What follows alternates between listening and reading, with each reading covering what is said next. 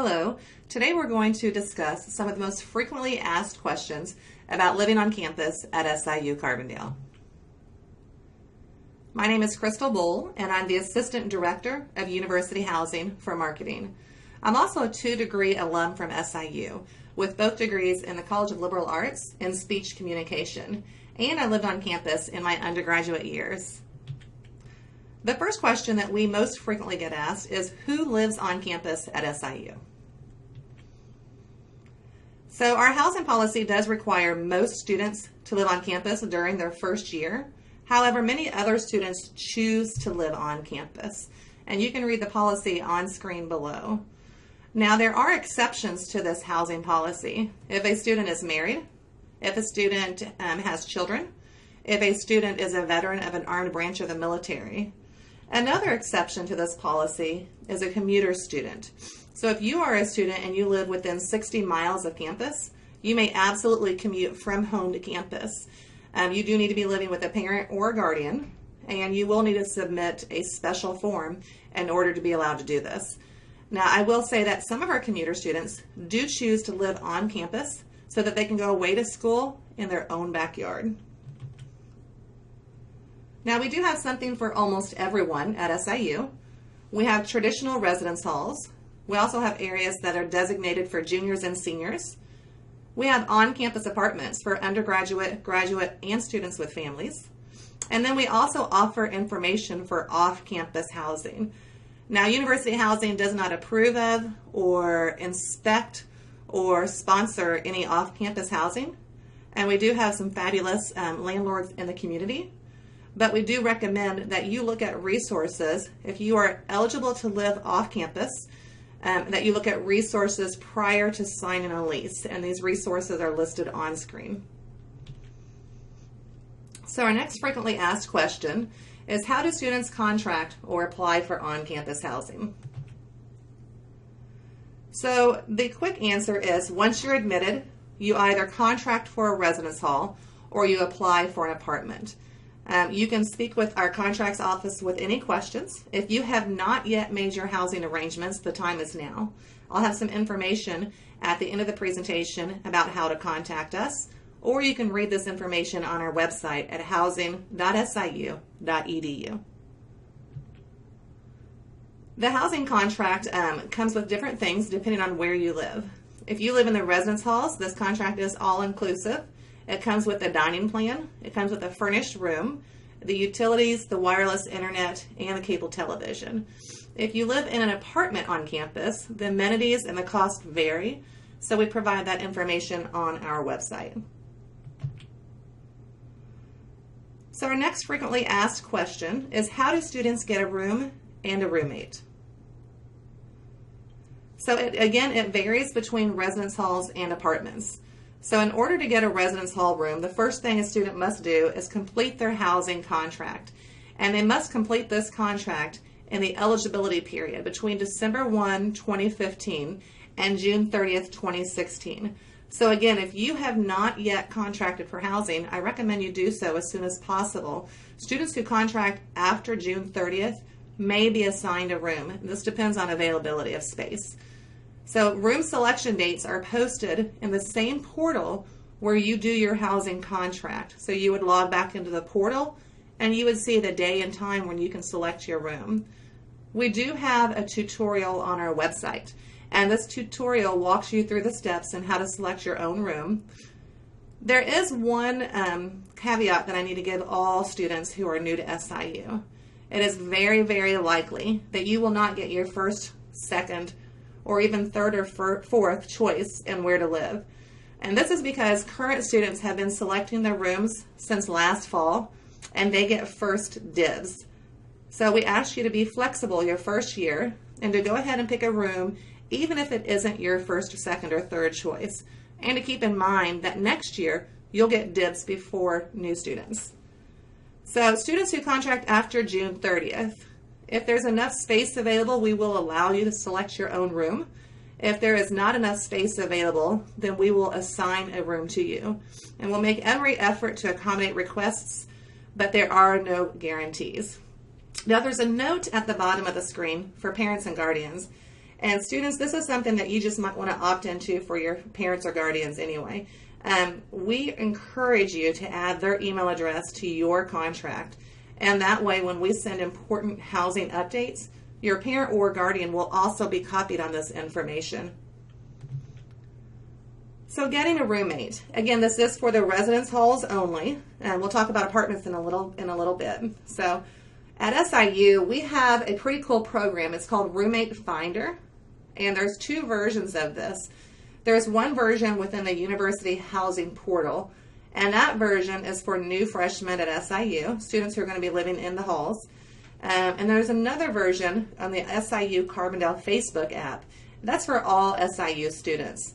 So if you will be living in the residence halls, even if you find a friend that you want to live with on Facebook, you still need to go through the University Housing Roommate Finder program in order to link together. And this will make more sense when you go through the process. But you'll send each other a roommate request in the University Housing Portal, and you will link to each other. Now, once you're linked together, the person with the earliest room selection date will then select a room, and they will assign this room, the extra space in this room, to his or her roommate. Of course, both students must meet eligibility requirements, and the room must have a double vacancy. You can't assign the second space to your potential roommate if the second space is already filled by a student. Now, if one of you does not meet the eligibility requirements, you may absolutely contact the Living Learning Community staff person and request an exception. And sometimes they will, and sometimes they will not provide this exception. You can learn more about Living Learning Communities at housing.siu.edu/LLC. So if you're not eligible to select your own room, or if you don't want to select your own room, you will be assigned a room by our staff. So I know that most of our residents do not have experience in sharing their room with a roommate. We want to point out that you do not have to be best friends to be good roommates. As long as you set room rules and expectations, you set boundaries, and you use respect, then you should have a great relationship with your roommate. Now, it's important to note, students, that we all have different perceptions of what is permissible with our belongings and with others' belongings. We have an online quiz called the Roommate Quiz that helps you work through these perceptions and your expectations of your roommate. For instance, is it okay to use my hairbrush? Is it okay to share sodas in our mini fridge? And these questions are set up in this roommate quiz so you all can talk to each other before you move in together and before any arguments arise. Now, if there is an issue that comes up with the roommate, please know that we have staff who are available to assist you. Our resident assistants, or RAs, have been trained in conflict resolution, and they're there ready to intervene. So apartment assignments are handled very differently than our residence hall assignments and room selection. We have 3 apartments on campus, and each one is handled a little differently than the other. So the easy short answer for this presentation is just to say, if you are eligible for an apartment, and if you apply and complete a contract, then you will be provided information about your apartment assignment or selection. So the dining options at SIU. We get a lot of questions about what are our dining options. I'm really excited to talk about our main dining plan here on campus. The Saluki Anytime Dining Plan is the one that's included with the student's residence halls contract. This is an unlimited dining plan. And what that means is, as a student, you can eat as much or as little as you wish every day. You can eat 52 times in one day if you choose. You can eat 13 plates of food. It's all you care to eat. Of course, we don't recommend it, but that's your decision to make.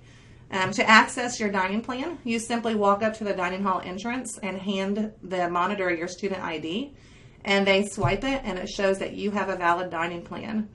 So this dining plan, again, is something we're super excited about. You don't have to juggle meals and try to figure out if you have enough meals to eat dinner tonight and breakfast tomorrow like you do at other institutions. Instead, you eat as many times as you want. You can go in and drink a cup of coffee, go back in 20 minutes later and eat 4 plates of food. go back in 15 minutes later and have a study group with your friends. It's at your convenience. Now, we do offer a Block 20 plan as well as a Saluki Anytime plan.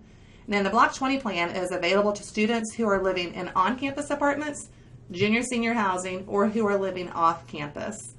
And then students who are living in University Hall as a junior or senior may opt out of any meal plan if they wish. University Hall does have a kitchen on site. So our dining program.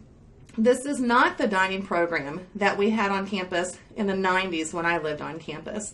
And I know from families who are listening to this, some of you may be an alum of SIU. This dining program is one that's pretty spectacular. Students can access both dining halls regardless of where they live on campus. We have late night hours with our dining program going till 10 o'clock at night or even 11 o'clock at night for some areas. We have rotating menus for each dining hall, so you can look online or on the SIU mobile app and you can decide where you want to eat that day. The joke on our campus is that students follow the chicken strips from dining hall to dining hall, and they know where they're going to be because they look on their phone.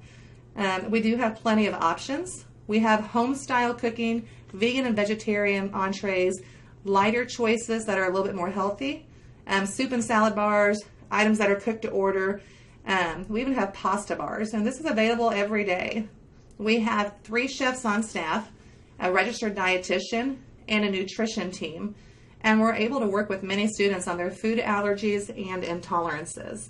In fact, we even buy food specifically for students who have an allergy or intolerance, and we store it separately from our other food options, and we prepare it separately and serve it in color-coded pots and pans so that we don't mix up our allergy-free food with the food that may cause an allergic reaction.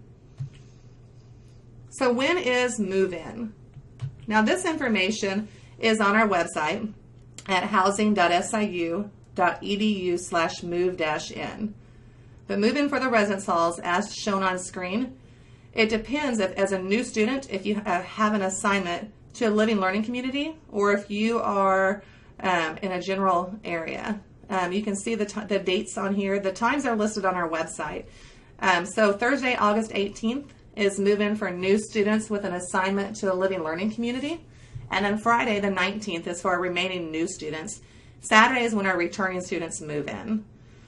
The cool thing about move-in at SIU is that we help you move in. Our entire campus community, our local Carbondale community, banks, churches, offices, the football team, the cheerleaders, we all turn out and we have a move-in celebration that is unlike any other. You'll pull up to the curb, you'll be greeted by our Saluki volunteers, and they will get you and all of your belongings into your room in one fell swoop. So we also have move-in at August 18th for Wallen Grand Apartments. And then move-in for the other apartment areas kind of vary, and that information will be provided to those students who contract. So what should we pack? We've actually taken the guesswork out of what to pack and what not to pack by making these lists and leaving them or placing them on our website. We have a A to Z packing list, and we have a what to leave at home list, and you can see the URL at the bottom of the screen. However, before you go shopping and purchasing items for your on-campus room or apartment, we absolutely recommend that you read the guidebook. You can get this on our website or you can get this on an SIU mobile app, because this guidebook has important information about policies, guidelines, prohibited items, room furnishings, etc. And the guidebook is an addendum to your housing contract. So as a student who's living on campus, you are absolutely held liable for anything listed in the guidebook. So we made a fun top 10 list of items to avoid bringing to campus. These are the top 10 offenders of things that should not come to the SIU campus, but that are brought on campus each year. Number 10 is a halogen lamp, and you can tell it's a halogen lamp because it has a stick feature that hangs off of the lamp area, because the lamp itself is so hot to touch that you have to use the little plastic stick. These are a fire hazard, so they're absolutely prohibited on campus. The second item that students are not allowed to bring on campus would be a candle. Even if students promise not to light the candle, they are absolutely prohibited from bringing one on campus. They can bring a flashlight, and you will need batteries to work that flashlight.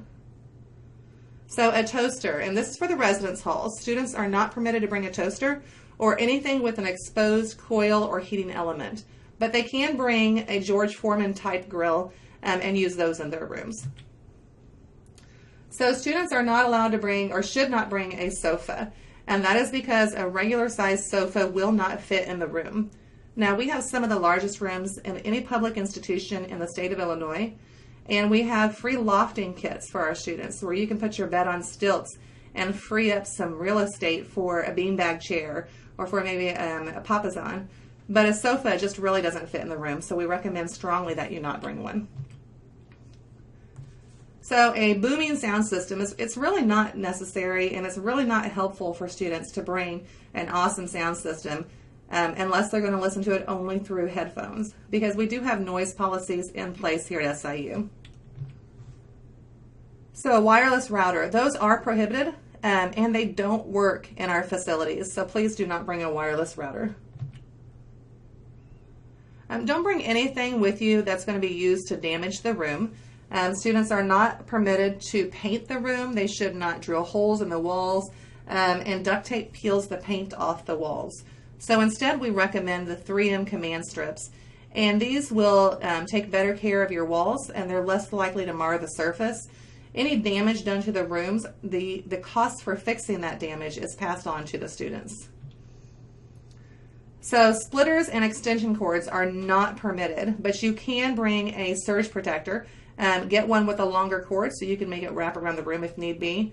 But the splitters and the extension cords are a hazard, and they are absolutely not permitted. A house size or a full size refrigerator should not be brought to campus. You'll have to take it right back home with you. So you can bring what you all would probably call a dorm fridge, what we call a residence hall fridge, with you. It can have the separate freezer component. I believe it's up to 3.2 cubic feet that you can have this fridge, but that information is on our website. And you can bring a microwave as well. This one's kind of funny in appearance, but we're really actually pretty serious about this. You should not bring any pets to campus except fish. We have many students who are sharing their environment with other students, and there are so many different types of allergies and so many different types of reactions for students with pets that it's just really not a good idea to bring an animal. And when we do find animals on campus, the student has to either take them home immediately or they get taken to the humane shelter. So please do not bring animals on campus. The only animal or pet permitted is fish. The other thing that we like to talk about at this point in the presentation is to say when you all move in, please leave your pets at home. Move-in is extremely hot sometimes, and it's very busy. There's a lot of fun things to do, but not really for pets. And so we ask that all families leave their pets at home during move-in. So we do have a couple of brief housing tours for those of you who are viewing at home. The first one is of Neely Hall. Now this tour shows one of the towers, but all three towers are absolutely identical, except with a few changes in paint color or how the lobby is set up. So all three towers are 17 stories. They all house between 600 and 800 students. They all have kitchens for students to use. They have students, you will have to bring your own pots and pans and cutlery. This shows a display room or a showroom. You can tell that students don't live in here because the beds are made. This shows a bed on stilts. This is called a lofted bed. All of our residence hall rooms come with 2 beds, 2 desks, 2 dressers, 2 trash cans, 2 chairs, and curtains. Now you just saw a sink in the room, and you're about to see the restroom. This is a suite style room, which means that it's 2 bedrooms separated by a bathroom. And the bedrooms each have their own sink, and then the 4 people living in the bedrooms, 2 on either side, share that bathroom in the middle. This is the same for all of our facilities, with the exception of University Hall, which is a community-style bathroom, which our staff clean for you daily, and they have private stalls for showers and toilets. So this is West Campus. There are 11 residence halls on West Campus, and they all look pretty close to this. There might be some changes in view or some changes in the floor layout. So this is a regular room on West Campus. The beds in this area are already lofted for you when you move in. You can absolutely take the beds down from the lofts if you wish, but you will need to store the lofting legs within the room.